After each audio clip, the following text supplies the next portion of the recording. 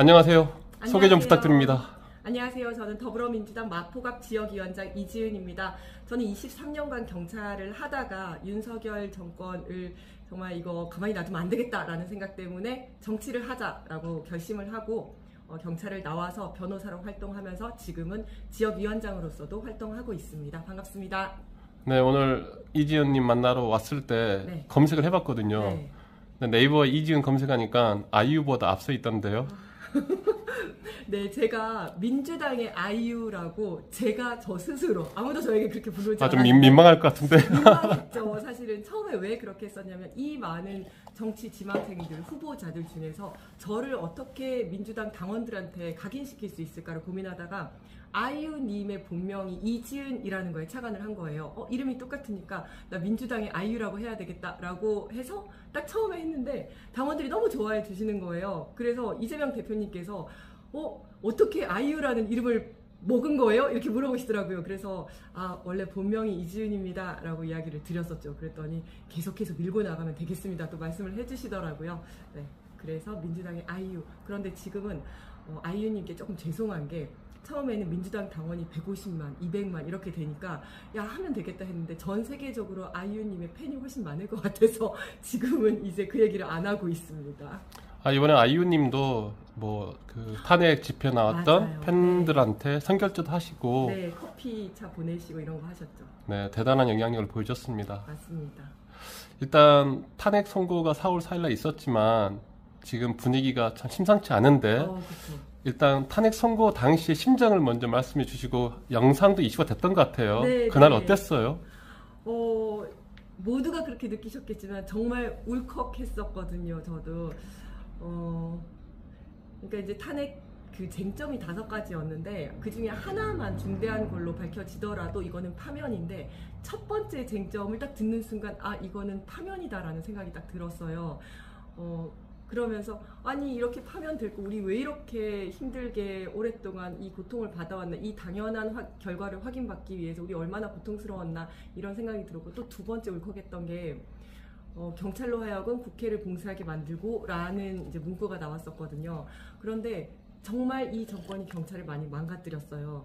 제일 처음에 경찰국이라는 것을 만들어서 경찰을 정치적으로 지휘를 하려고 했었고, 평화적인 집회 시위를 강압적으로 진압을 했고, 대통령실을 갑자기 용산으로 옮겨서 국민만을 바라봐야 할 경찰을 대통령실만 바라보게 한 결과 우리가 이태원 참사를 막지 못하는 그런 상황도 발생을 했었고, 그 절정이 이 12.3 내란이었거든요. 12.3 내란에 경찰을 내란 동조 세력으로 만들었던 거죠. 이렇게 경찰을 망가뜨린 윤석열에 대한 분노가 치밀어 오르면서, 그리고 마지막에 윤석열을 파면한다라고 하는데 그냥 너무 다행이다, 안도감까지 들어서 왈칵 눈물이 나더라고요.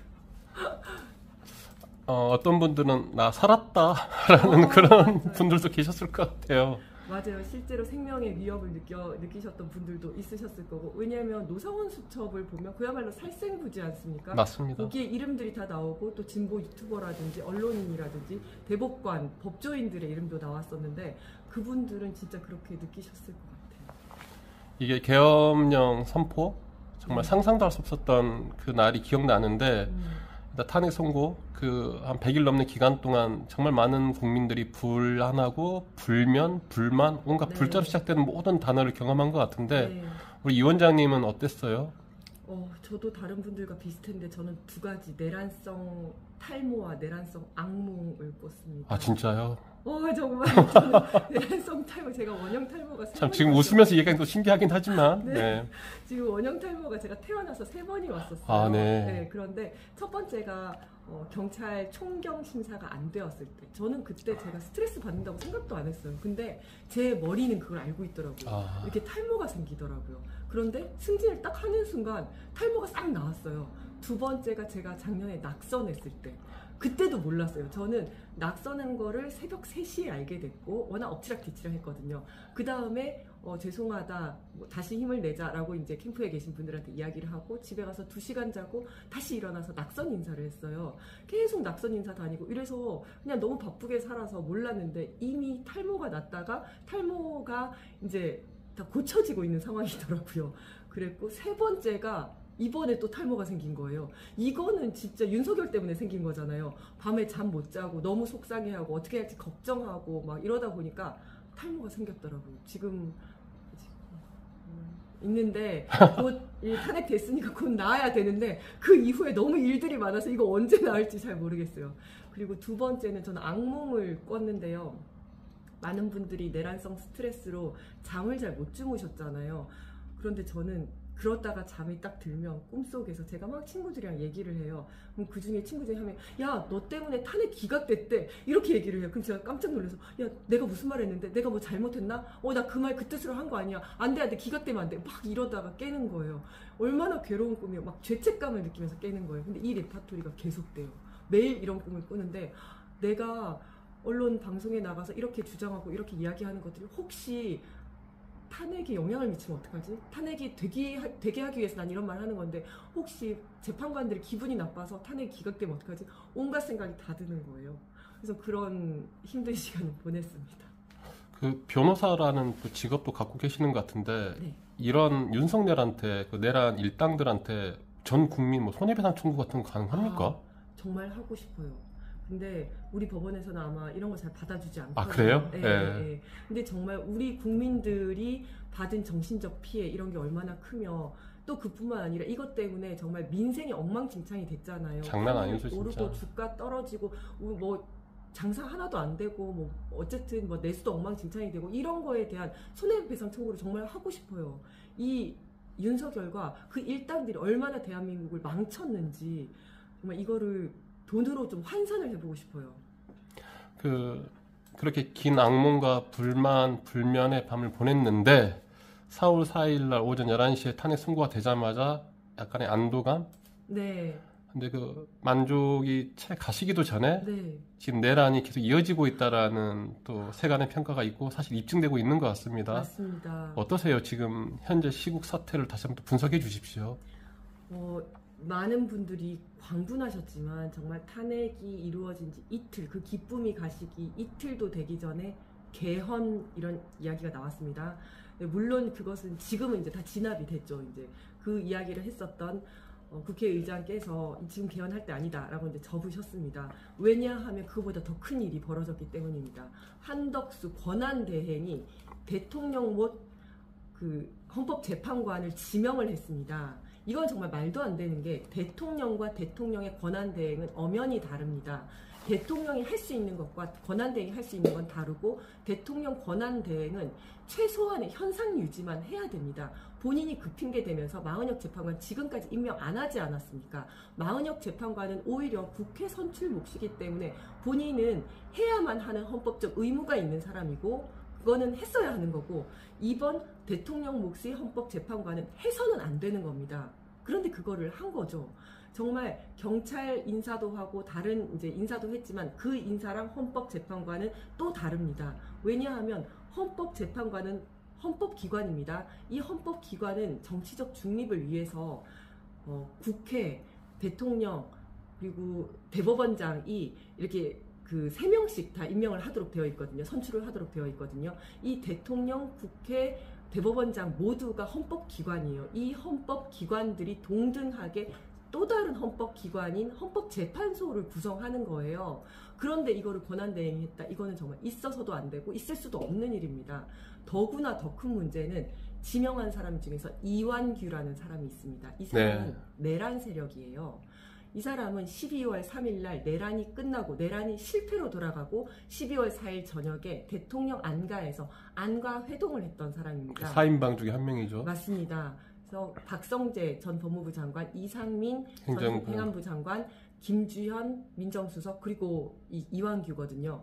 지금 변호인단이에요. 어떻게 보면 이 사람들이 이거 실패로 끝났으니까 우리 어떻게 해야 될 건가, 우리 어떻게 대책 세워야 될 건가 그 얘기를 했을 것으로 당연히 예상이 되잖아요. 그런데도 불구하고 뭐 국회에서는 그냥 뭐 일반적인 모임이었다 뭐 이런 이야기를 하고 있어요. 그냥 가서 별 얘기 안 했다 이런 얘기 하고 있어요. 이 거짓말을 믿어야 됩니까? 이 사람은 그리고 지금 수사를 받기 위해서 피의자 신분이에요. 입건이 된 상황입니다. 공수처의 수사 대상이죠. 맞습니다. 그런데 이 내란 세력, 내란의 의혹이 다 풀리지도 않았는데 이런 사람을 헌법재판관으로 지명을 한 거예요. 그리고 이완규에 대해서 조금 더 이야기를 하면 이 사람은 윤석열의 40년 지기 친구라고 하는데 검찰주의자, 검찰 만능주의자, 검찰 제일주의자입니다. 지금 이제 검찰 개혁이 무엇보다 또 큰 화두로 떠오르고 있는데 시대 정신과도 너무나 맞지 않아요. 그리고 이 사람이 지금까지 막 논문 쓴 거 보고 하면 저는 예전에 경찰에서 검경 수사권 조정을 해왔기 때문에 이 사람의 논문을 그 전부터 많이 봐왔어요. 어떤 얘기를 하냐면 지금은 경찰이 검사의 지위를 받지 않습니다. 그런데 70년 동안 지위를 받아왔어요. 그 지위를 받아야 한다는 논리를 이 사람이 아주 궤변을 많이 늘어놓았던 사람인데 뭐라고 얘기를 하냐면 검사는 헌법상 민주적 정당성을 가지고 있다. 그런데 경찰은 그게 없기 때문에 검사가 경찰을 지휘하면 경찰도 헌법상의 민주적 정당성을 가지고 있다. 라는 말도 안 되는 소리를 합니다. 이거 뭔 소리야. 근데 검찰도 헌법기관 아니거든요. 아니라고 헌법재판소에서 결정을 했어요. 결정문에 나와 있습니다. 그런데도 그렇게 우기면서 그렇게 얘기를 한 거고 이 논리의 천박함이 뭐냐면 내가 왕족이야. 그런데 너는 왕족 아니기 때문에 우리 집에서 밥하고 빨래하면 너도 왕족이 될 수 있어. 이런 얘기하는 거거든요. 심지어 본인이 왕족도 아니야. 이런 얘기를 하는 사람입니다. 그래서 검찰 중심주의자였고 예전에 노무현 대통령이 검사와의 대화 평검사와의 대화 맞습니다. 네. 검사와의 대화할 때 그때 검사스럽다 이런 얘기도 나왔었는데 그때 몇 학번이죠? 그 노무현 대통령이 고졸이지 않습니까? 근데 그 앞에서 몇 학번이죠? 이런 엘리트 검사로서의 모습을 보이면서 싸가지 없는 모습을 보였던 그런 검사 중에 한 명입니다. 그런 사람을 이제 심겠다라는 거죠. 그러면 네네. 네. 한덕수 대행이 그렇게 지명할 권한도 없고 또 그 지명받을 자격도 없는 이런 사람에 대해서 민주당의 대응은 어떻게 되고 있는 건가요? 일단 왜 한덕수가 그렇게 했을까? 그 의도는 분명하지 않습니까? 헌법재판소를 장악하려는 거예요. 이번 탄핵 사건에서 봤다시피 정말 최후의 보루는 헌법재판소. 그러니까 헌법재판소를 장악해야 되겠구나라는 생각을 한 겁니다. 왜냐하면 그러지 않았다가는 민주당이 정권을 잡게 되면 나중에 그 국힘은 위헌정당이 돼서 해산이 될 수도 있고 다음에 또 탄핵이 될 수도 있고 그렇기 때문에 헌재를 장악해야 되겠다. 그래서 정말 어떻게 얘기하자면 헌법을 파괴한 자를 헌법 수호하는 헌법재판소에다 심어놓게 한 거예요. 알박기 한 겁니다. 정말 바퀴벌레가 죽으면서 여기저기 알을 까고 죽은 거예요. 그러면 이 알들을 다 소탕하지 않으면 어미 바퀴벌레가 죽더라도 집은 바퀴벌레 천지가 되는 거거든요. 그래서 무슨 수를 써서라도 이 정말 알박기를 막아야 된다. 헌법 파괴 세력이 헌법재판소에 들어가서 헌법을 유린하는 것은 반드시 막아야 된다라는 생각을 저도 하고 있고 민주당에서도 하고 있습니다. 그래서 무슨 수를 써서라도 막는다. 이제 여러 가지가 있는데요. 첫 번째는 이게 이제 접수가 된지 이제 인사청문 동의안을 국회에 접수를 해야 됩니다. 국회에 접수된 지 20일, 그것도 안 되면 30일까지 해서 30일이 지나면 대통령이 공포하도록, 임명하도록 되어 있어요. 이거는 국회의 동의를 받지 않아도 되기 때문에 그냥 30일이 지나면 임명할 수 있게 되어 있는 겁니다. 그래서 처음은 이제 접수를 받지 않는 것부터 시작을 해서 이게 어떻게 법적으로 평가가 될지 모르겠지만 접수받지 않는 것부터 시작해서 또 두 번째로는 일단 헌법재판소에 권한쟁의 심판과 그 가처분, 효력정지 가처분을 신청을 해둔 상태입니다. 이것이 만약에 인용이 된다면 여기서 지명한 것의 효력이 바로 정지가 됩니다. 그런데 이것이 또 인용이 안 될 수도 있겠죠. 그래서 그 뒤에는 또 여러 가지 예를 들어서 여기까지는 가지 말아야 되겠습니다만은 정말로 다 탄핵을 해서 임명을 못하게 하는 방법까지도 생각을 하고 있는 걸로 알고 있습니다.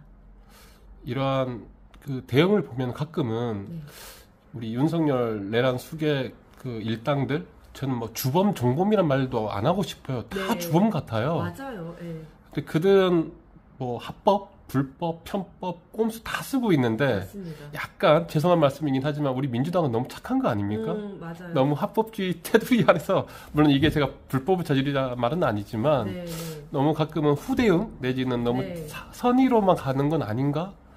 이럴 때 어떻게 해야 돼요?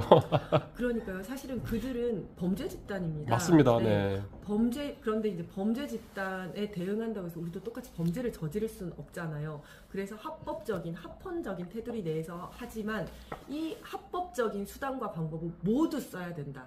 남들이 봤을 때 야 그거 너무 꼼수 아니야, 편법 아니야, 역풍 부는 거 아니야, 그런 거 전혀 생각할 필요 없다.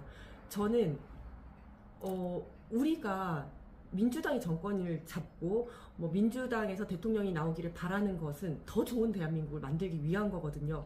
우리가 헌법이 제대로 서지 않고 헌법기관이 내란 세력에 장악되고 이런 사회를 만든다면 이것 자체가 좋은 세상이 아니라고 생각을 해요. 그렇기 때문에 저는 지금은, 그리고 국민들도 우리를 지지를 해줄 거라고 생각해요. 지금 내란 세력을 반드시 척결을 해야 되는 이유는 우리는 과거에 그러지 못했던 정말 후과를 지금까지 지고 있는데, 우리 친일 청산 제대로 못했잖아요. 친일 부역자들을 해방 이후에도 요직에 다 앉혔습니다. 그때 친일 청산을 제대로 못했기 때문에 후손들이 이렇게 고통받고 있는 거거든요. 우리는 지금 내란 세력을 척결을 해야 할 책무를 후손들에게 지고 있는 겁니다. 우리가 지금 이걸 제대로 하지 않잖아요. 우리는 후손들에게 두고두고 원망을 받을 겁니다. 지금 50일 정도 약간 혼란스러워도 됩니다. 저는 그리고 혼란스러워지지도 않을 거라고 생각하는데요. 약간의 혼란을 감수하더라도 지금 내란 세력을 반드시 척결을 해야 된다. 저는 이렇게 생각합니다. 그 내란 세력 중에 하나가 또 국민의힘인데, 네. 이제 어떻든 간에 조기 대선이 시작됐고 이제 한 54일 남았나요? 이제 또 국민의힘은 뻔뻔하게 네. 반성과 사죄, 그리고 심지어 제가 봤을 때는 출마도 하면 안 되거든요. 맞습니다. 근데 벌써 18명, 20명 가까운 후보자들이 지금 난립하고 있는데, 일단 국민의힘에 대한 우리 이 원장님 생각은 어떠세요? 저는 내란 세력이라고 생각합니다. 그래서 저는 개헌을 얘기했을 때 굉장히 뻔뻔하다. 나는 절대 저 내란 세력과 같이 협상 테이블에 앉을 수 없다라는 생각을 했었거든요. 헌법과 반헌법이 싸워서 헌법이 이겼어요. 이번에 탄핵을 시켰잖아요. 그런데 왜 반헌법 세력으로 하여금 헌법을 고치게 만드냐는 거죠. 이거는 헌법을 모독하는 겁니다. 네. 그게 우원식 국회의장의 좀 치명적인 실수였던 것 같아요. 정말 기회를 준 거죠, 이게. 맞습니다. 빌미를 주고. 네. 그러면 이번 대선은 헌법 수호 세력과 내란 세력의 싸움이 되도록 해야 되는데, 개헌 세력과 반개헌 세력으로 이 프레임이 완전 바뀌어버리는 거예요. 절대 그렇게 가서는 안 됐고, 그거를 본능적으로 안 당원들이 그래서는 안 된다고 주장을 해서 사실은 이제 초반에 좀 진압이 됐었죠. 네, 그럼에도 불구하고 우원식 의장은 뭐 양쪽 그 지도부와 얘기가 된 것처럼 이렇게 얘기를 했었는데, 지금 내란 세력이 아직 종식되지 않았다는 것을 이 내란 세력들이 스스로 증명을 한 거예요. 지금 이완규를 지명하고 이런 걸 하니까 우원식 의장도 깜짝 놀란 거죠. 이거 지금 할 때가 아니다. 이렇게 해서 바로 접긴 했는데, 이렇듯 이 내란 세력들, 이 정말 내란 정당입니다. 지금 아직 해산되지 않았으니까 어쩔 수 없이 이러고 있지만, 새 정부가 들어서면 위헌정당 해산을 해야 됩니다. 위헌정당 해산 심판은 정부만이 신청을 할 수가 있고 헌법재판소에서 이거 심판을 하도록 되어 있거든요. 그래서 그때 하고, 만약에 가서 니네가 내란 정당이 아니라는 걸 입증하고 돌아오면 그때는 뭐 개헌 논의를 같이 할 수 있겠죠. 하지만 그 전에는 절대 이 내란 세력과 개헌 논의를 같이 해서는 안 된다라고 생각을 합니다. 지금 우리는 정치계에 또 민주당의 아이유 박이지은님의 확실한 투철한 역사의식을 보고 있습니다. 네.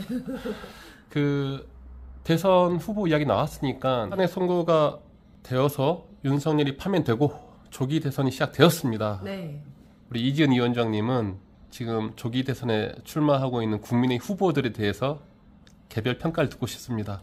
우선 김문수 말씀해 주십시오. 김문수 후보는 이 사람 왜 나왔지? 갑자기 왜 나왔지? 이런 생각이 들어요. 젊은 사람들은 김문수가 누구야? 아마 이렇게 생각할 것 같아요. 이 사람 생각하면 딱 세 가지 생각밖에 안 드는데, 첫 번째는 119에 전화해서 나 김문수인데 나 몰라? 나 김문수야. 갑질했죠. 갑질한 거. 두 번째는 반노동주의자가 노동부 장관이 됐대. 어떻게 이런 인사가 될 수 있지? 이거. 세 번째는 뭐가 있을까요? 극우. 세 번째는 극우. 태극기 부대의 상징. 부대. 요 세 가지밖에 생각이 안 나는데, 과연 대통령이 될 준비가 되어 있을까라는 생각이 들고, 아직까지도 이분 보면 뭐 굉장히 이념적인 얘기 많이 하더라고요. 친중, 반미, 뭐 친북, 뭐 이런 사람들 뭐 몰아내야 되고 이런 얘기 하던데, 시대 정신에 맞을까? 이 사람이 대통령 잘할 수 있을까? 이런 건 아니라고 생각이 되고요. 그래서 제가 이분한테 이제 앞으로 뭐 이제 70 넘으시고 80을 향해서 가고 계시더라고요. 노동부 장관도 이제 사임을 하셨으니까 뭘 하시면 좋을까 생각을 해봤는데 극우 집회에서 이렇게 부흥 전도사 같은 거 하면 잘하실 것 같다. 대통령 말고 그거 하시면 좋겠다. 이런 생각이 들었습니다. 네, 좋습니다. 두 번째는 안철수입니다. 잠깐만요. 아, 다른 사람 할까요? 아니, 괜찮아요. 안철수 씨는 만년 정치 유망주, 늘 정치 유망주라고 하지만 뭘 했는지 모르겠고, 그리고 아무도 모르는 거. 안철수의 새 정치는 뭔지 아무도 모른다 이런 얘기를 하잖아요. 처음 나오셨을 때 아마 20년 전 정도 되는 것 같은데 그때는 굉장히 새로웠고 컨텐츠도 있었고 이미지도 너무 좋았어요. 그런데 지금은 그의 새 정치가 뭔지 아무도 모르는 그냥 구태 정치인이 된 듯한 느낌이 들고 본인이 컨텐츠로 승부할 수 없으니까 요즘 또 계속 이재명 대표 까면서 그러면서 자기 인지도를 높이려고 하는데 인지도와 어떤 호감도를 높이려고 하는데 지지율이 죽어도 오르지 않습니다. 이 정도 되면 정치가 안 맞는 거 아닌가라고 좀 진지하게 생각해 보셔야 될 것 같고 저는 이분에게는 약간 청소년 과학 잡지 편집인 이런 거 하면 너무 잘 어울리겠다 이런 생각이 들어요. 청소년 과학 캠프 이런 거 해가지고 어린이 여러분 인간의 뇌란 말이죠 이런 거 하면 너무 잘할 것 같지 않아요? 네, 그런 거 하면서 아저씨 새 정치가 뭐예요? 여러분 그런 거 몰라도 돼요 이러면서 그냥 여전히 과학에 호기심 많은 과학자이신 것 같은데 본인이 잘 맞는 길로 가시면 좋겠다라는 생각이 듭니다. 아니 우리 이 원장님이 청소년들한테 상처를 줘요. 청소년들한테 상처 주는 거예요. 그런데 이분은 과학자 이런 건 되게 잘하실 것 같아요. 의사도 잘하실 것 같고 본인이 잘하시는 마라톤 잘합니다. 좋겠다. 마라톤 잘하실 것 같고 네, 정치는 좀 안 맞는 거 아닌가 이런 생각이 듭니다. 자기가 잘하는 거 해야죠. 세 번째 인물입니다. 오늘 2시에 출마 선언할 한동훈. 저는 한동훈 씨는 보면 본인이 뭔가를 쟁취해 본 적이 없는 사람이라는 생각이 들어요. 일단 공부 열심히 잘해가지고 검사 됐고 서울대 가서 검사 됐고 그 다음에 쭉쭉쭉 승진도 잘했습니다. 이건 윤석열이라는 큰 나무 밑에서 승진을 잘한 거죠. 그러다가 윤석열이 법무부 장관 시켜줬고 윤석열이 비대위원장까지 시켜줬어요. 그런데 그의 눈밖에 났죠. 밑에서 꼬붕 역할을 열심히 꼬붕하면 안 되겠다. 똘마니 역할을 잘 했는데 이제 자기가 어깨뽕 좀 들어가면서 김건희 사과해야 되고 이런 얘기 살짝 했다가 눈밖에 나서 바로 날라갔습니다. 그랬더니 우왕좌왕하면서 아무것도 못하잖아요. 혼자서는 아무것도 해본 적이 없는 사람인 겁니다. 이 사람은 큰 정치인으로 클 기회가 조금 있었다고 생각을 합니다.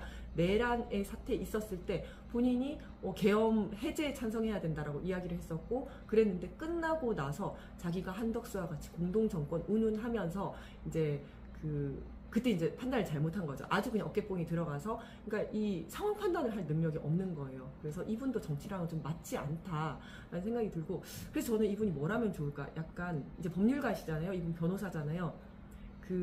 테드 강연 이런 거 하는 거 되게 좋아할 것 같아요. 이분이 남들 앞에 나서는 거 좋아하잖아요. 테드 강연에서 안경을 탁 올리면서 딱 이렇게 생각하는 척도 하면서 로마 역사에 대해서 이야기하고 로마 제국의 몰락 뭐 때문인지 아십니까? 로마 제국에도 법은 있었습니다. 그러나 리더십은 없었습니다. 이렇게 되게 멋있는 척하면서 박수 막 받으면서 로펌의 부대표 이런 거 대표는 안 될 것 같아요. 왜냐면 대표는 결정을 해야 되는데 뭔가 위기가 있을 때 결정하고 이런 건 좀 잘 못하실 것 같으니까 부대표 세련된 옷 입고 멋있는 이제 테드 강연 이런 거 하시면 딱 잘 어울리겠다. 정치는 안 맞는 것 같아요. 우리 이 원장님이 마음이 선량하시네. 착하죠. 예, 대선 후보 자격은 없다 하시는데 다 일자리는 그래도 그렇죠. 염두에 두시는. 잘 어울리는 거, 본인이 잘하는 거 하는 게 그냥 대한민국이 발전하는 데 도움이 되는 것 같아요. 본인이 잘 못하는 거 하시는 것보다는. 그래서 제가 새로운 직장을 좀 찾아드리고 싶습니다. 오세훈입니다. 오세훈에 대해서는 제가 대한민국 국민으로서는 윤석열 대통령을 도저히 용납할 수 없었고 또 저는 서울 시민이거든요. 네. 오세훈 서울시장도 마찬가지입니다. 우리 이 원장님 생각하는 오세훈 시장, 오세훈 후보는 어떻게 생각하십니까?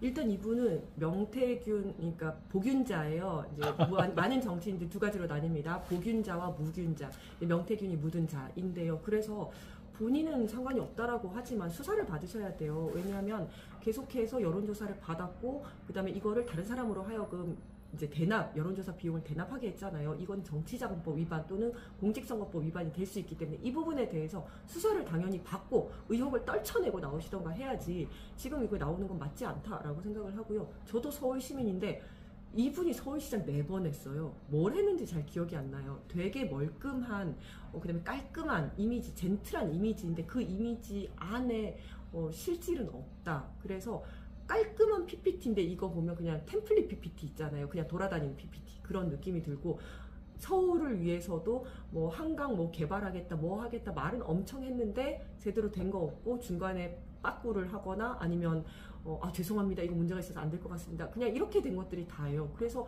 이 사람이 대통령이 된다면 뭘 할 수 있을까? 서울시랑 똑같을 것 같아요. 이것저것 한다, 개발 공약들 막 늘어놓고 제대로 안 되거나 옆에서 막 비판하면 죄송합니다 이건 다음에 하겠습니다 라고 그냥 물러서는, 그래서 뭔가 추진력도 없고 겉만 번지르르 하다는 생각이 들고요.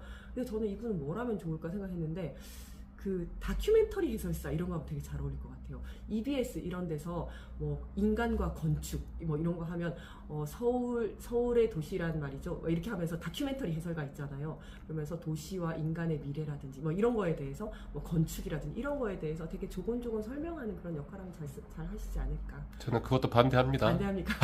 최근에도 그 토지거래 허가구역? 그렇죠. 그것도 잠깐 거론해 주실래요? 네, 그것도 본인은 그것이 가지고 올 이제 영향력이라든지 이런 거에 대해서 전혀 생각도 못했던 거예요. 그렇게 하니까 당연히 집값이 들썩거리지 않겠습니까? 그랬더니 거기에 대해서 또 이제 하지 않겠다라고 다시 이제 안 하겠다라고 이야기를 했습니다. 이것은 그 국민의힘 내부에서도 엄청나게 비판을 받았어요. 얼만큼 그 바로 눈앞의 것도 내다볼 수 없다라는 것을 그냥 보여주는 그런 사례였었거든요. 마지막입니다. 나경원 아직 대선 출마 물망이만 오르고 있긴 한데 저는 내란 세력 중에 가장 좀 법조인으로서도 양심도 없어 보이고 말에 앞뒤도 안 맞고 상식도 논리도 안 맞는 분인데 우리 이 원장님 어떠세요?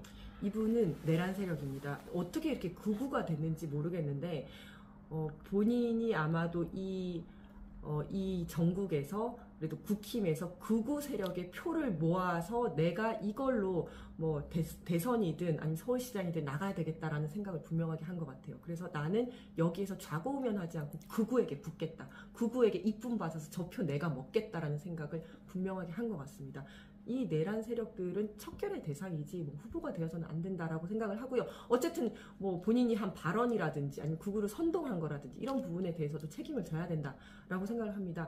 이분은 그리고 너무 맥락없이 화를 많이 내요. 그러니까 내가 왜 이분이 이렇게 됐을까? 예전에는 되게 조곤조곤하게 이야기하고 그래도 법률가로서 뭔가 판단을 제대로 했다고 생각을 하는데 왜 이분이 이렇게 됐을까를 생각을 해보면 약간 외모 컴플렉스가 있지 않나. 너무 예쁘고 곱게 생기셨잖아요. 그러다 보니까 가녀린 이미지를 탈출하기 위해서 계속 이제 화를 내고 강인한 여전사의 이미지로 가려고 했던 것 같아요. 근데 너무 화를 내는데 맥락 없이 화를 내니까 이분이 왜 또 화가 났나? 이런 생각이 들고, 그래서 이분은 어떤 쪽에 어울릴까 생각을 해봤는데 약간 이제 급식실에서 줄 제대로 안 서면 막 화내면서 똑바로 줄을 서라고, 그리고 이제 고기 같은 거 많이 퍼가면 네가 그렇게 많이 먹으면 뒤에 사람 어떻게 먹냐고 막 이렇게 화내는 그런 이미지랑 되게 잘 어울리겠다.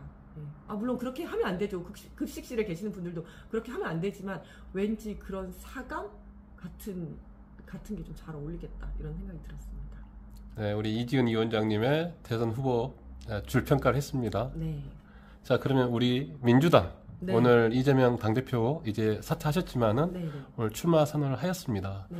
어떠세요? 우리가 이재명에 대한 여러 평가도 있지만 물론 당직자이고 당원이기 때문에 그 존중과 존경의 마음은 있겠지만 평소 느끼는 감정, 생각들은 어떠세요?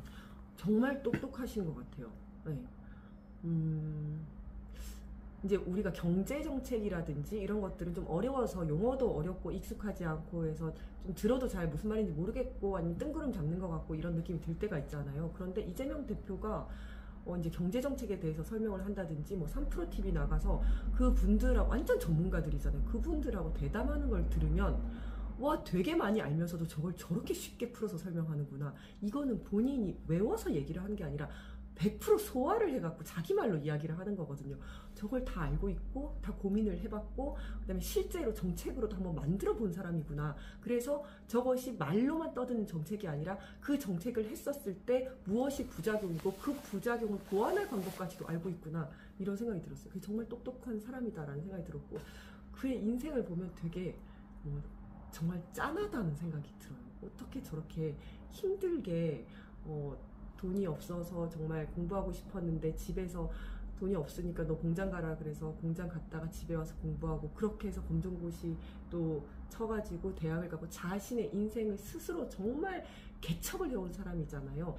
그러면서 스스로 또 이제 성남시장 됐다가 경기도지사까지 됐다가 그 다음에 또 그 당시에는 민주당에서는 또 얼마나 이재명을 견제하는 세력들이 있었습니까? 하지만 그걸 또 다 버티고 자신의 실력과 능력으로 입증을 해내고 대표까지 되시고 그러니까 또 많은 사람들이 이재명 야당의 당대표이자 대선 1위 후보인 이재명을 죽이기 위해서 정말 윤석열이 모든 검찰 법기술 이용해서 그렇게 많이 기소를 했는데도 지금 죽지 않고 살아나고 있고 또 실제로 칼로 죽이려고 했는데도 살해 위협까지 받았죠. 네, 살해 위협까지 받았는데도 이렇게 살아남고 네, 이런 생각이 들어서 참 그의 인생이 짠하면서도 너무 대단하다 이런 생각이 듭니다. 이 원장님, 네. 민주당으로 정권 교체가 되는 게 내란 종식의 중과 완성, 네. 그 다음에도 사회 대개혁이 있어야 되니까 민주당으로 정권 교체가 되어야 할 이유가 뭡니까? 방금 정말 잘 말씀해 주셨는데요. 첫 번째 이유가 바로 내란 종식입니다. 지금 아까도 말씀드린 것처럼 우리가 친일 청산을 제때 하지 못한 후과를 지금까지 치르고 있는 거잖아요. 지금 반드시 내란 종식을 시켜야지 우리가 후손들에게 그 책임을 다하는 겁니다. 우리가 내란을 막지는 못했지만 적어도 이 내란을 청산을 해야 되지 않겠습니까?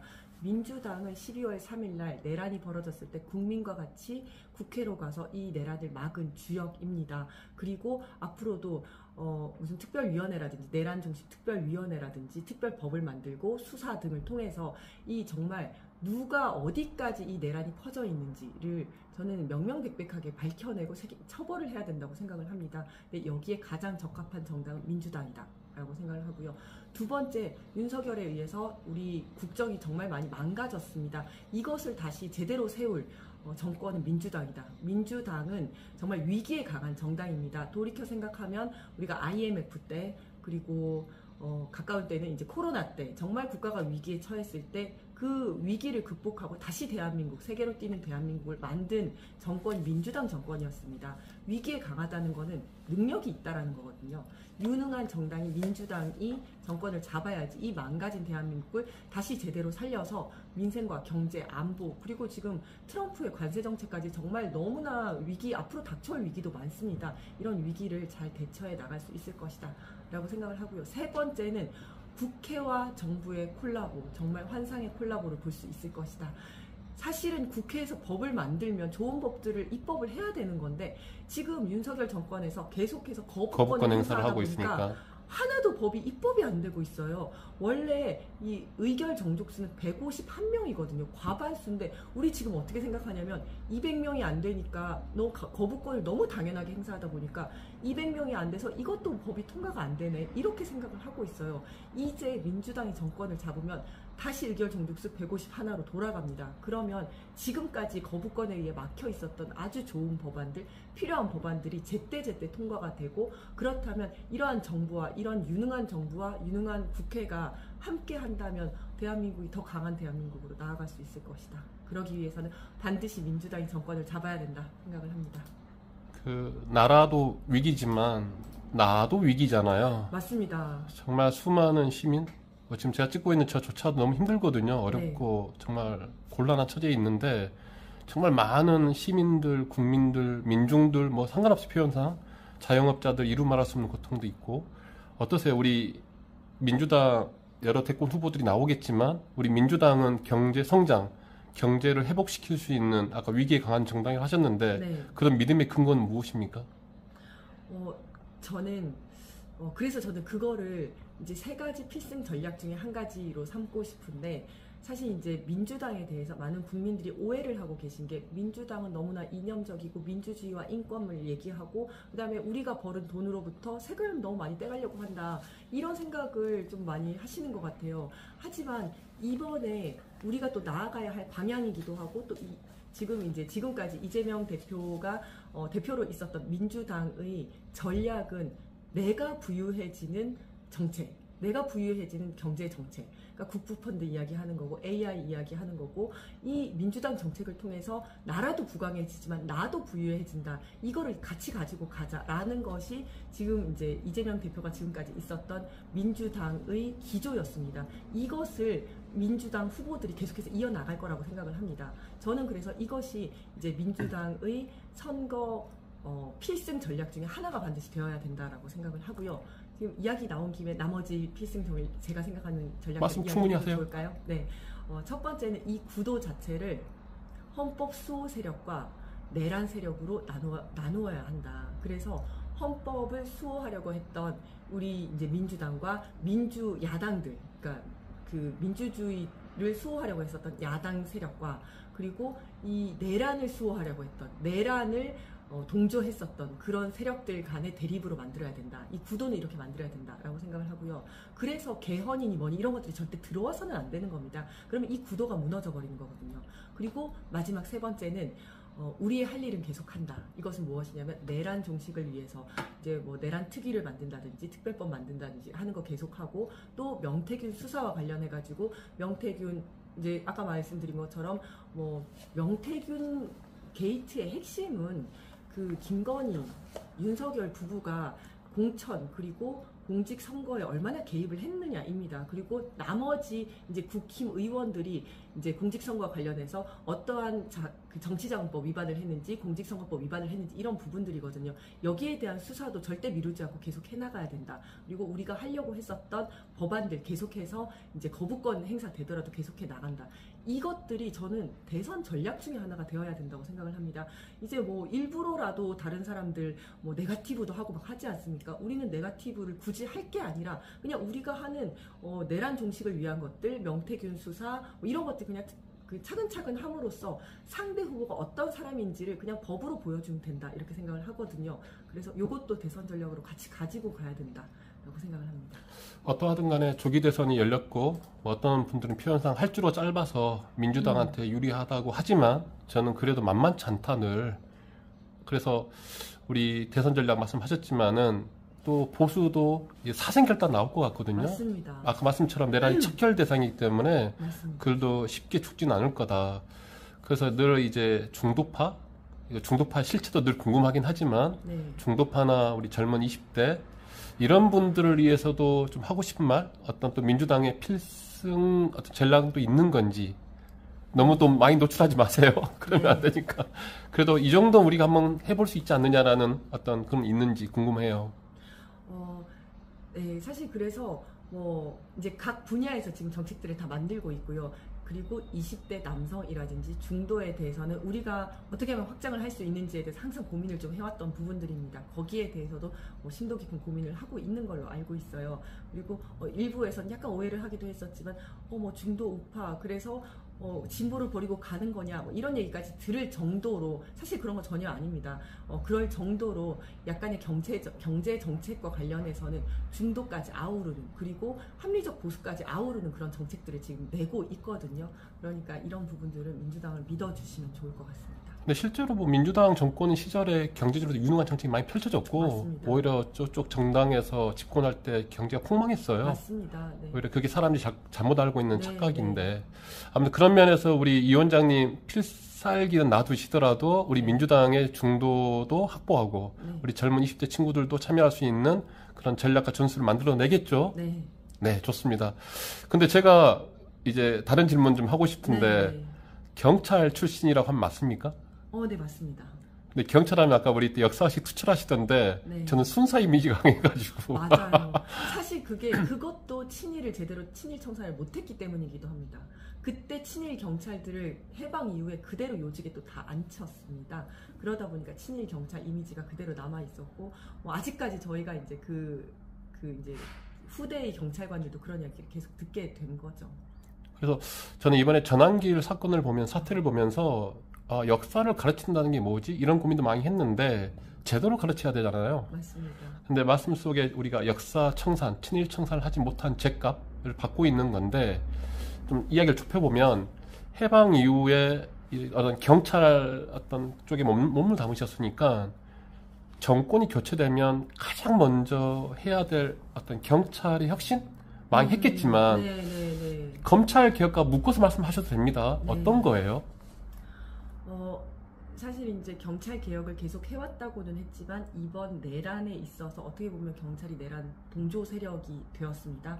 그러면서 우리가 해왔던 경찰 개혁이 얼마나 좀 허망했나라는 생각도 좀 많이 들었었어요. 빈틈이 많이 보였던 맞습니다. 거예요. 그래서 정말 그 경찰청장을 중심으로 너무나 일사불란한 조직이다 보니까 경찰청장한테 그거 하나, 야 국회 가서 국회의원들 막아라고 하니까 밑으로 쭉쭉쭉쭉 내려가가지고 그냥 기동대가 가서 자기들이 뭐 하는지도 모르면서 그냥 다 막았던 거잖아요. 이런 것을 어디서 자를 수 있을까? 일단은 이 권력 집중적인 형태를 좀 분산을 시켜야 된다. 그래서 자치경찰제 이런 것들 좀 더 활성화시켜야 되고, 지금은 국가경찰위원회라고 해서 이제 심의기구가 있습니다. 그 기구의 지휘를 받도록 되어 있지만 실질적으로 거기서 하는 결정들을 이제 구속이 되지 않습니다. 그래서 그냥 심의 자문만 하고 그걸 따르지 않아도 되기 때문에 지금 국가경찰위원회가 사실상 이제 뭐 형해화되어 있는 상태거든요. 별로 이제 이게 실질화가 되어 있지 않아요. 그래서 국가경찰위원회의 위상을 좀 더 강화시켜야 된다.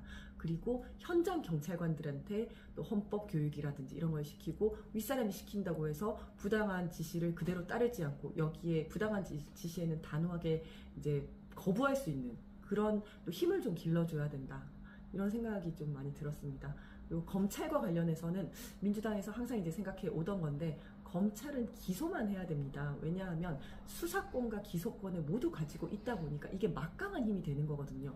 불러다가 수사하고 못하면 야 너 기소해버려. 더 큰 힘이 뭐냐면 기소를 하지 않는 힘입니다. 불기소를 할 수 있는 힘이거든요. 수사 한참 해놓고 야 너 내가 봐줄 테니까, 그러면서 캐비넷을 챙깁니다. 너 뭐 다른 사람 민주당 누구 뭐 하나 불어봐. 그 다음에 허위 자백시키고 그러면서 봐주는 거거든요. 이 수사와 기소가 붙어 있으니까 이런 일이 발생을 하는 겁니다. 그래서 지난 정권, 문재인 정권 때 검찰의 수사권을 줄이는 방향으로 개혁을 했습니다마는 윤석열 정권 들어와서 그 시행령으로 다시 다 살려놨어요. 이거 없애야 됩니다. 검찰은 기소만 하도록 만들고, 이 기소도 국민들이 어떻게 견제할 수 있는지, 뭐 예를 들어 배심제 뭐 이런 걸 만들어서, 대배심제를 만들어서 함부로 기소하거나 함부로 불기소할 수 없도록 기소권을 견제하는 그런 장치도 필요합니다. 그러니까 이런 권력기관에 대한 개혁들, 이런 것들도 좀 다 준비를 해야 하고 준비를 지금 또 해나가고 있습니다. 그 군사 독재, 우리가 전 역사적인 경험 못 했으니까 친일 시대는 친일이 아니죠. 식민지 시대에서는. 일제시대 때. 근데 군사 독재를 경험했던 저로서는 그 항쟁도 했던 결과물이 있고 그게 또 헌법으로 등장도 했지만은 진짜 상상도 못했던 검찰 독재라는 표현이 맞을 정도로 지금 맞습니다. 정말 사람들은 살 떨리고, 제가 느끼는 것은 일상적인 것들 있잖아요. 이 법이라는 게 너무 사람들을 무기력하게 힘들게 만드는 게 있단 말이에요. 보통 사람들은.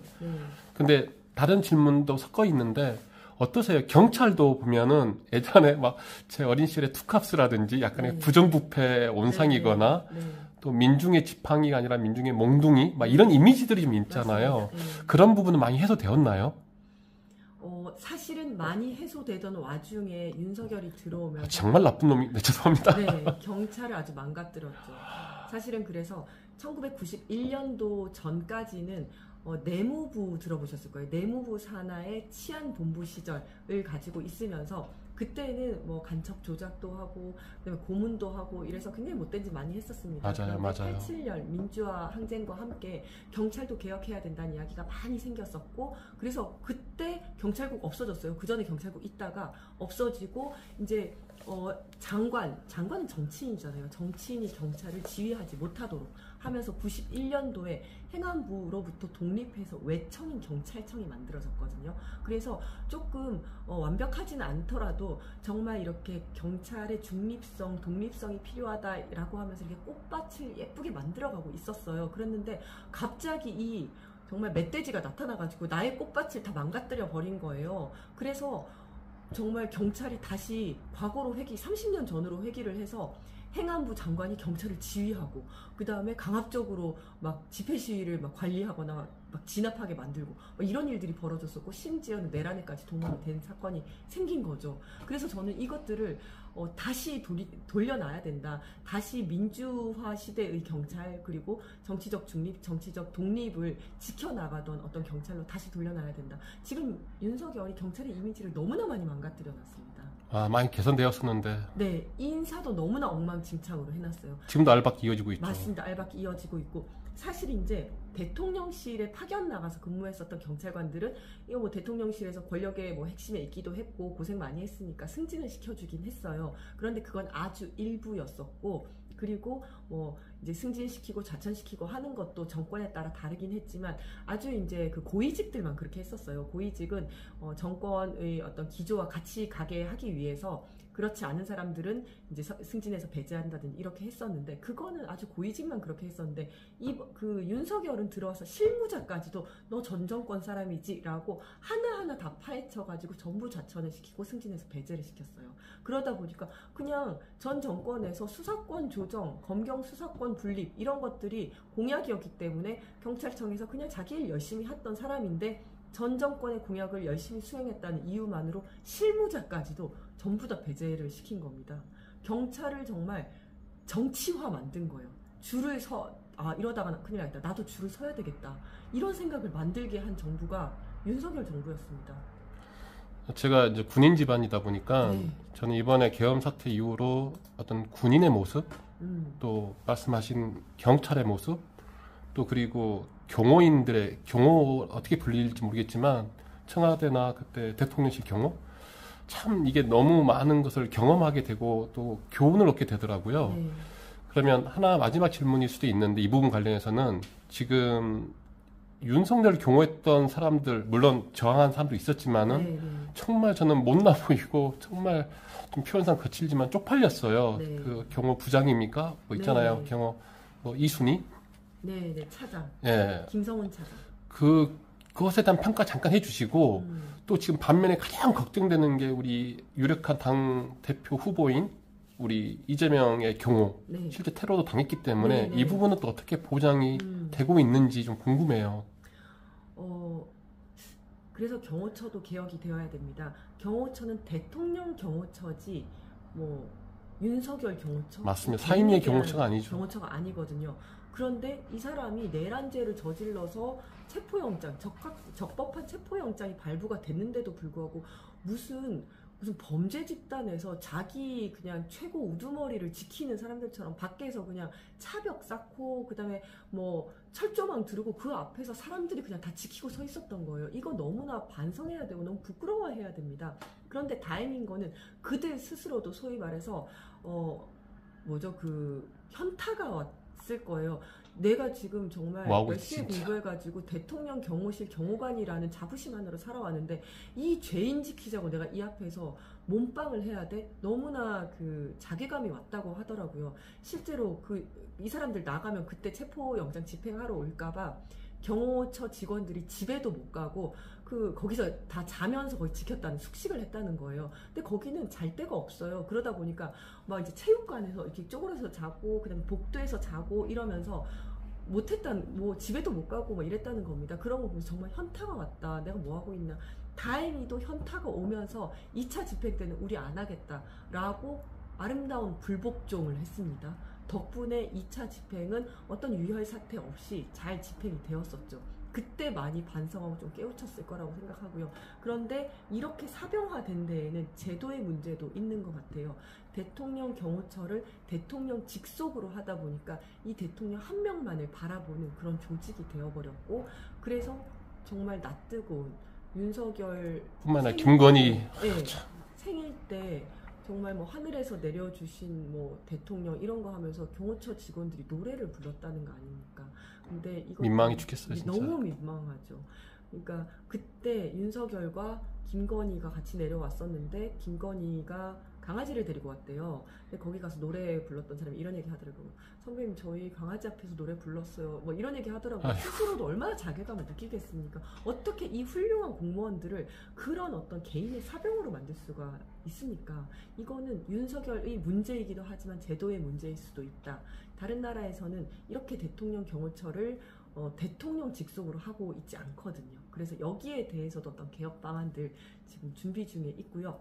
또 이제 이재명 후보에 대한 그 경호에 대해서 말씀을 하셨었는데 정말 경호가 강화가 되어야 된다고 생각합니다. 워낙 유력한 후보다 보니까 그리고 이제는 뭐 사법 리스크라는 것도 다 사라지지 않았습니까? 그렇죠. 그러다 보니까 이제는 정말 이재명만 없으면 된다. 오로지 신변적 이익. 맞습니다. 실제로 뭐 극우 유튜버의 영향, 어떤 세뇌를 받은 김진성이라는 사람이 실제로 테러를 감행하기도 했었고, 그 다음에 또 뭐 여러 극우들의 세뇌를 받은 어떤 가스라이팅 당한 사람들이 또 일단의 무리들이 그 서부지법에 가서 서부지법 테러 사건도 하지 않았습니까? 난동 사건도 피우지 않았습니까? 그렇기 때문에 이제는 이재명 후보의 그 안전을 지키는 것이 굉장히 중요하다. 그래서 지금 경찰이 경호를 하고 있고 최근에 더 강화된 걸로 알고 있습니다만은 저는 여기에 더해서 조금 더 강화를 해야 된다라고 생각을 하고요. 예전에 가장 강화되었을 때가 언제였었냐면 이명박 후보 때, 이명박 대선 후보 때 그때 특공대와 저격조, 뭐 관측조까지도 다 이제 동원이 됐었습니다. 왜 그랬었냐면 그 당시에 총기 탈취범이 있었어요. 총기 탈취범이 그 이명박 후보한테 전화를 해가지고 후보 캠프에 전화를 해서 내가 가만히 두지 않겠다 이런 협박 전화도 하고 했었거든요. 그래서 그 당시에는 정동영 후보, 그다음에 이명박 후보 전부 다 굉장히 강화된 형태의 경호가 이루어졌었습니다. 근데 저는 지금은 그때보다 훨씬 더 심각하다고 생각을 하거든요. 그렇죠. 실제로 네, 그 테러를 당하기도 했고 뭐 스탠딩 오더가 아직 철회되지 않았다 이런 얘기도 있고 뭐 여러 가지 협박 어떤 제보들이 있습니다. 그렇기 때문에 가장 최고 수준의 경호를 해야 된다. 그리고 마지막에는 저는 대통령 경호처의 경호를 좀 요청하는 방안도 좀 생각을 해봐야 된다. 대통령 경호법에 따르면 대통령뿐만 아니라 대통령 당선인 그다음에 대통령 권한대 전직 대통령 그리고 가장 마지막에 나와 있는 게 뭐냐면 그 경호처장이 인정하는 국내외 요인에 대해서는 할 수 있도록 되어 있습니다. 실제로 2018년도에 평창올림픽이 있었을 때 북한에서 내려온 요인들, 손님들에 대해서 대통령 경호처가 경호를 했었고 또 반기문 그 유엔 사무총장에 대해서도 대통령 경호처가 경호를 했었습니다. 대통령 경호처가 해야 되는 이유는 경찰과 다른 점은 대통령 경호법에 따라서 경호를 하기 때문에 경호구역을 설정을 할 수가 있습니다. 경찰이 하면 이런 건 못하거든요. 경호구역을 설정을 하게 되면 그 구역 안에서는 안전검측이라든지 질서유지라든지 뭐 차단이라든지 검문검색 모든 게 가능합니다. 절대 안전을 좀 보장할 수 있는 그런 구역이 설정이 되는 거기 때문에 그렇게 해야 된다고 생각을 하고요. 만약에 그렇게 한다면 저쪽 국힘 쪽에서 야 니네만 하면 어떡해 우리도 해야지 라고 할 수가 있잖아요. 반대할 수 있잖아요. 그렇기 때문에 일정 지지율 이상 그 대통령 후보에 대해서는 대통령 경호처에 경호를 요청하는 방안을 국회 차원에서 저는 논의할 수 있다고 봅니다. 네, 그렇다면 뭐 민주당 후보든 국힘 후보든 이번에는 굉장히 많이 이렇게 국론이 분열되어 있기 때문에 이쪽이든 저쪽이든 굉장히 위험할 수 있거든요. 그런 차원에서 대통령 경호처에서 경호를 하는 것도 필요하다라고 생각을 합니다. 저는 이제 후손들한테 이제 미래 세대라고 하는데 이런 친구들이 공직자를 꿈꾸는 사람들이 많을 거 아닙니까? 네. 뭐 선출직이든 어떤 뭐 입시를 통해서 뭐 할 수도 있겠는데 시험을 통해서. 근데 이번에 아까 말씀드렸던 계엄 사태 이후에 군인들의 모습 속에서 한편 소극적 저항이라든지 네. 양심선언, 최근에 가장 각광받았던 인물 중에 하나가 이제 홍장훈 전 차장이라든지 각종군 사령관. 근데 경찰이나 경호처에서도 그런 인물들이 좀 발굴되지 않았는지 모르겠는데 그런 분들이 있었을 거 아니에요. 네. 그래서 정권기차 되면은 꼭 그런 분들 찾아주셔서 의인상 맞습니다. 정말 그런 분들이 이제 의인이지 않느냐. 맞습니다. 예. 물론 계엄 사태 때 시민들이 장갑차 앞에서도 막 막고 있었던 수많은 시민들도 훈장을 받아야 되는데 그런 분들 꼭 정권기차 되면 찾아주세요. 알겠습니다. 그렇게 자신 있으시죠? 있을 거라고 믿고 싶습니다. 네. 저도 정말 그 우리 탄핵의 주역들 물론 국민들이 가장 고생했고 또 이제 국회의원들이 빨리 해제를 해주셨고 헌법재판관들이 제대로 판단을 해주셨지만 주역 중에 한 분이 한 카테고리가 이렇게 국회에서 아니면 이렇게 헌법재판정에서 용기 있게 증언해주신 홍장원 전 차장이라든지 곽종근 전 대령인가요? 사령관과 그 사모님 정말 대단한 것 같아요. 맞습니다. 정말. 그리고 조성현 경비단장 이런 네. 분들 정말 재평가되어야 되고 너무 감사드린다는 말씀을 드리고 싶습니다. 네, 긴 시간이었지만 이제 중요한 또 일상으로 돌아와서 이제 얼마 있으면 또 어떤 행사 캠페인 준비하고 계시죠? 네. 그게 노무현 순례길? 네, 노무현 맞습니까? 순례길인데요. 네. 이거는 이제 노무현 대통령을 좋아하는 시민들이 이렇게 모여가지고 임의단체 모여가지고 매년 5월 1일부터 23일까지 서울에서부터 노무현 대통령님의 고향 마을인 봉화마을까지 이렇게 릴레이로 걷는 그 대장정, 국토 대장정입니다. 제가 이번에 노무현 순례길의 1구간, 서울 구간이거든요. 1구간 대표 주자로 이제 가게 되어가지고요. 얼마 전에 출사표도 던지고 이제 많이 홍보를 하고 있습니다. 어디서 출발하고 언제까지 하는 겁니까? 저는 서울시 의회에서부터 시작을 해서 숭례문 거쳐서 용산역과 서울역도 거쳐서 이제 국회의사당까지 한 14km 정도 됩니다. 그렇게까지 이제 순례길 걸을 예정이고요. 저는 5월 1일 하루 합니다. 그 기간은 언제까지 가는 거예요? 기간은 5월 1일부터 5월 23일까지. 5월 23일까지? 네. 중간중간에 뭐 버스킹도 있고 행사도 있고 여러 가지 이제 참여할 만한 것들도 많고요. 그 다음에 이제 마지막에 23일 날 봉화마을 가서도 많은 여러 가지 뭐 행사들이 있는 걸로 알고 있습니다. 그 선거날이 코앞이다 보니까 그 맞아요. 순례길도 굉장히 역사적 의미가 있을 것 같아요. 네. 저는 많은 분들이 좀 참여해 주시면 좋겠다. 지금이 정말 어떤 헌법이 짓밟힌 그 끝자락에 우리가 와 있잖아요. 지금 우리가 다시 어떤 국민의 손으로 시민의 손으로 민주주의를 다시 써야 하는 순간입니다. 이럴 때 노무현 대통령님은 지금 같았으면 어떤 생각을 하시고 어떤 말씀을 하셨을까. 정말 깨어있는 시민들의 조직된 힘을 믿으셨던 분이고 원칙과 상식이 살아있고 또 시민이 주인되는 세상을 꿈꾸셨던 분이시잖아요. 우리는 지금 무슨 꿈을 꿔야 되고 그 꿈을 이루기 위해서는 무엇을 해야 되는지 그 순례길 같은 생각을 하는 노무현 대통령을 사랑하고 기리는 사람들끼리 같이 걸으면서 여러 가지 이야기도 나누고 하다 보면 그 길의 끝에서 우리는 답을 찾을 수 있지 않을까 생각합니다. 그 노무현의 꿈을 같이 꿨던 사람들이 이번에 헌법을 지키는 사람들, 국민들 같고요. 네. 그래서 탄핵 선고를 이끌어내는 것 같아요. 네.